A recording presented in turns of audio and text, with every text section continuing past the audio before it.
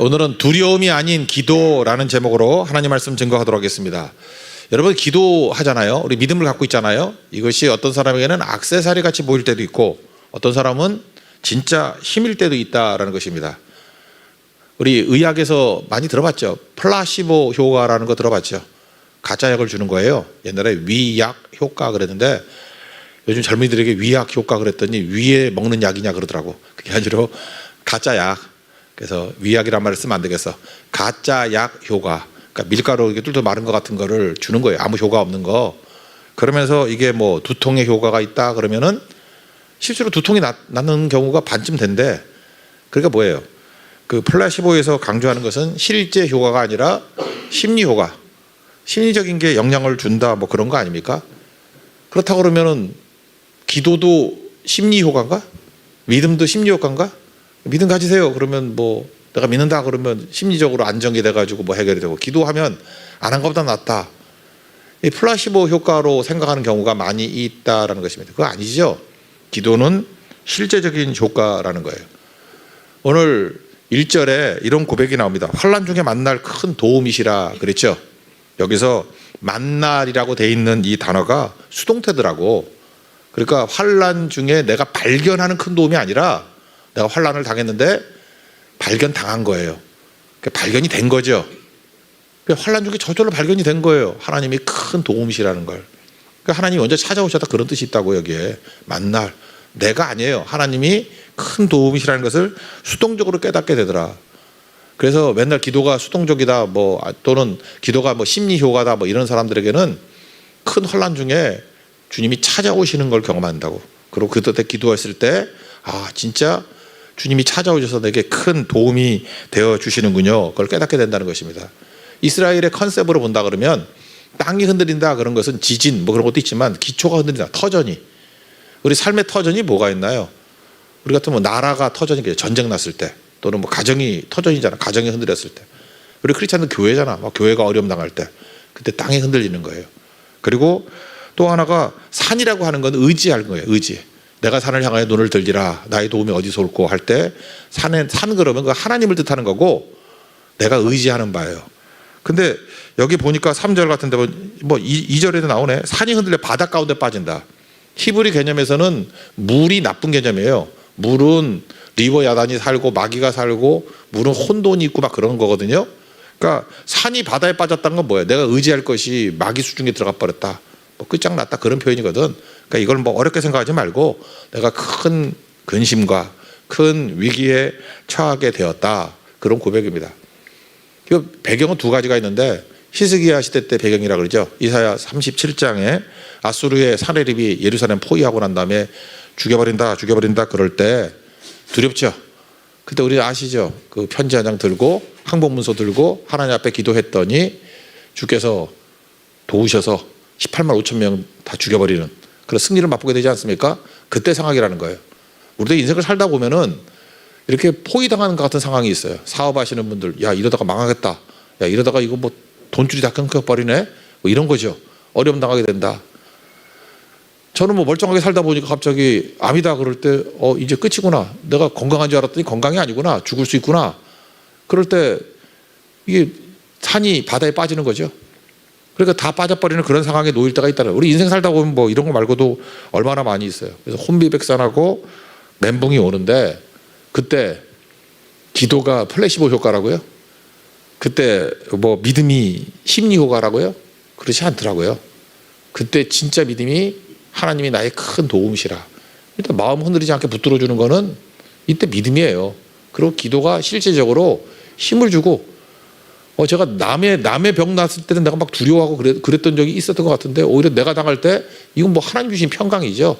흔들리지 않는 것들을 주시고 그때는 느꼈던 게 야 인생은 혼자 사는 게 아니구나.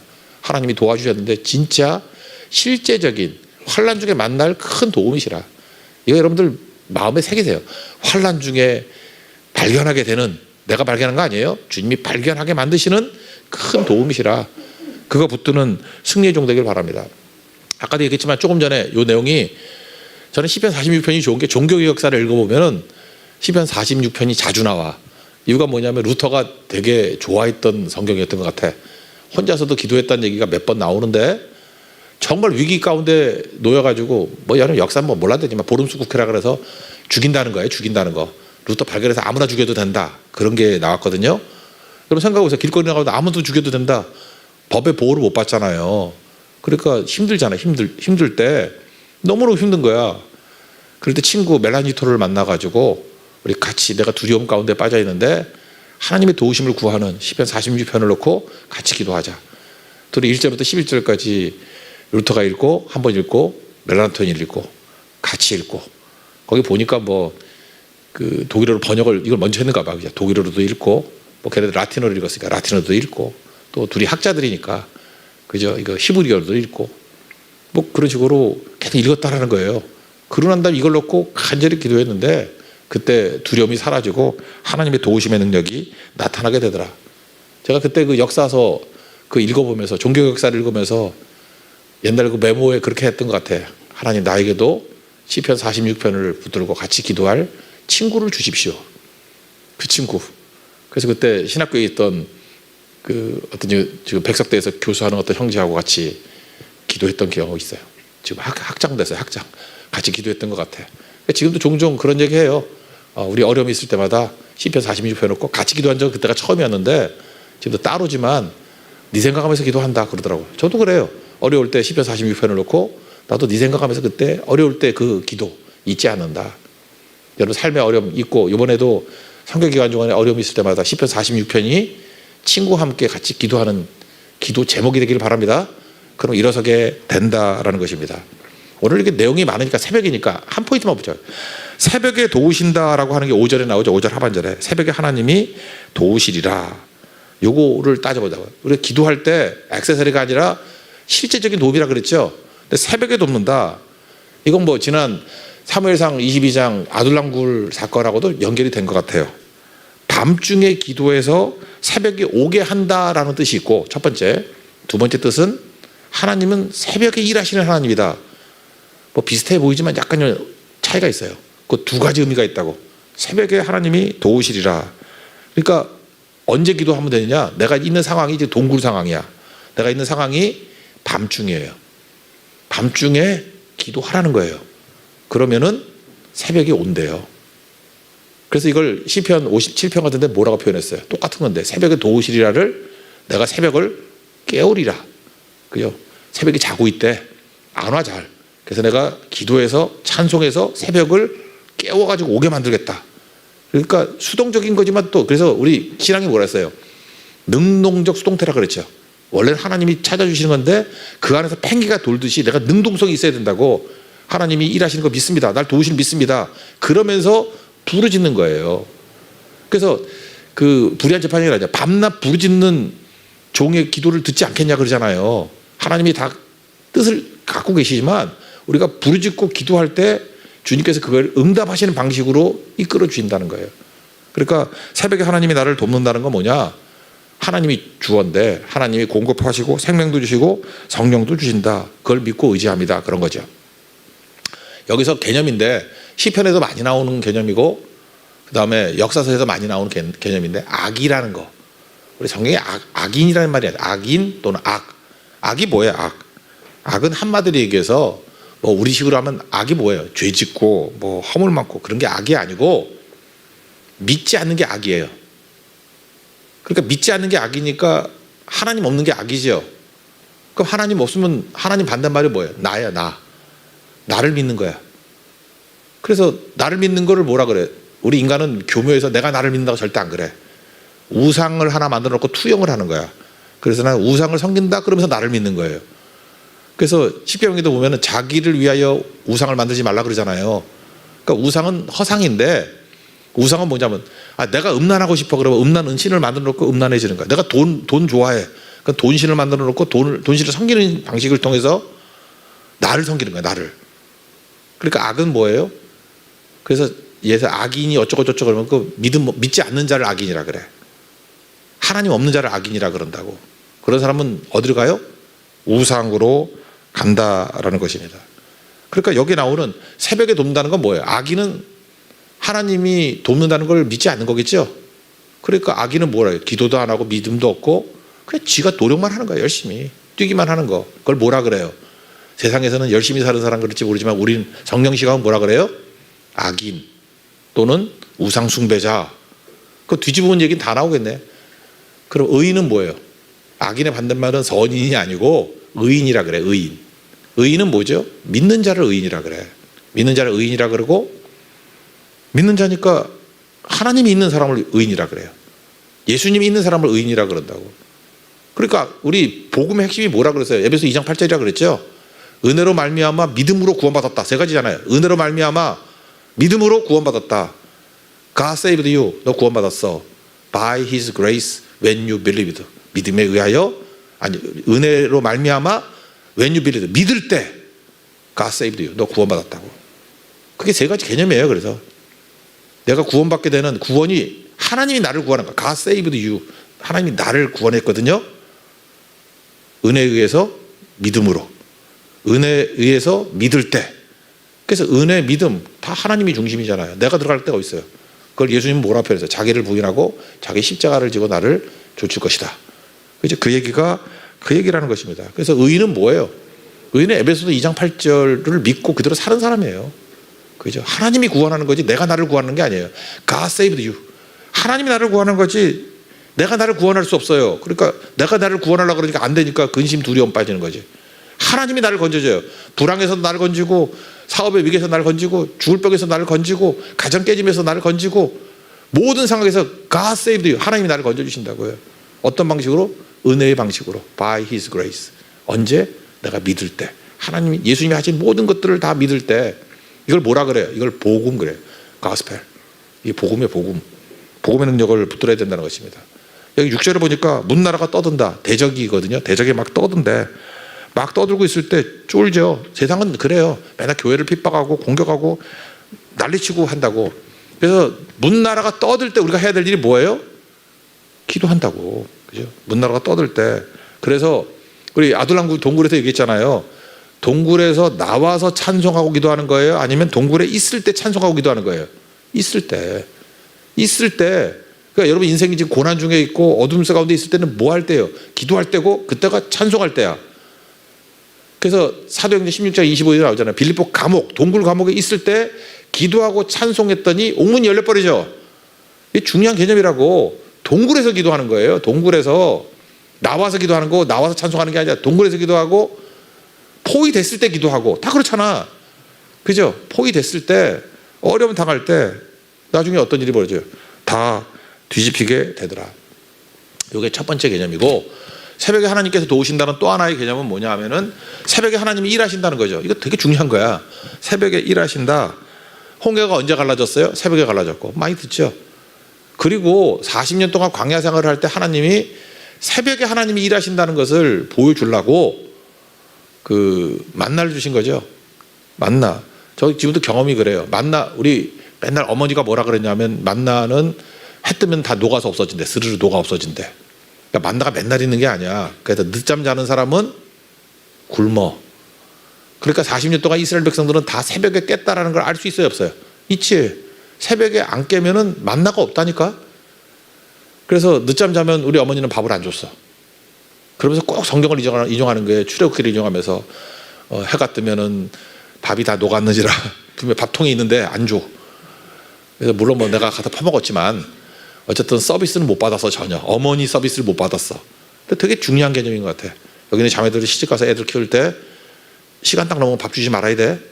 그 훈련 되게 중요한 거야. 그 한 끼 안 굶는다고 안 죽어. 근데 뇌리 딱 박히는 거예요. 아, 새벽이 사는 길이구나. 새벽에 엎어져 자면 밥이 없구나. 밥이 없다는 게 뭐예요? 생명이 없구나. 공급이 없구나. 그거라고요. 이거만큼 중요한 개념이 어디 있어요? 여호수아에 넘어가면요. 여호수아도 꼭 행군할 때 새벽에 행군해요.